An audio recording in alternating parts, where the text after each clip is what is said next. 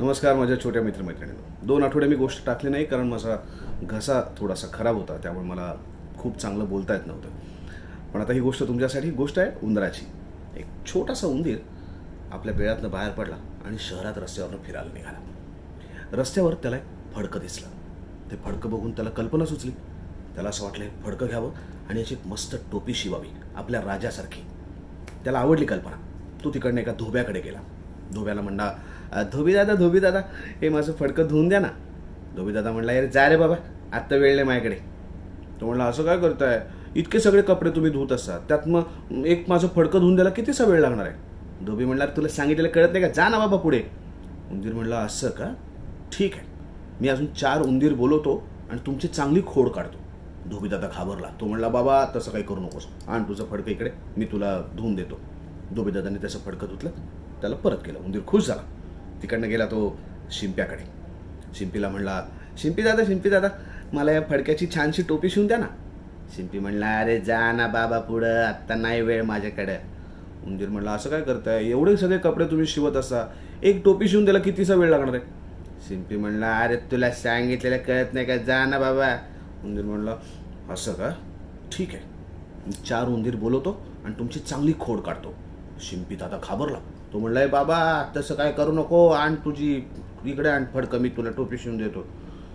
तर शिंपी दादाने त्याची टोपी शिवून दिली. उंदीर खुश झाला. त्याने ती टोपी डोक्यावर घातली. मग त्याच्या लक्षात आलं, याला गोंडा लावला पाहिजे. मग तो गेला गोंडेवाला दादाकडे. त्यानं म्हणला, गोंडेवाला दादा मला टोपीला छानसा गोंडा लावून द्या ना.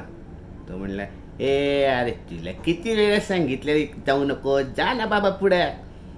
उंदीर म्हणला, असं काय करताय, एवढे सगळे तुम्ही गोंडे लावत असता, माझ्या टोपीला एक गोंडा लावायला कितीसा वेळ लागणार आहे. ते म्हणले, ए यार तुला नाही कळत का बाबा, जा की पुढे. उंदीर म्हणला, असं का, ठीक आहे, मी अजून 4 उंदीर बोलवतो आणि तुमची चांगलीच खोड पाडतो. तो घाबरला. तो म्हणला, ए बाबा नको नको नको, आणते इकडे टोपी, मी तुझा गोंडा लावून देतो. त्याने घेतली, टोपीला गोंडा लावला. उंदीर खुश झाला.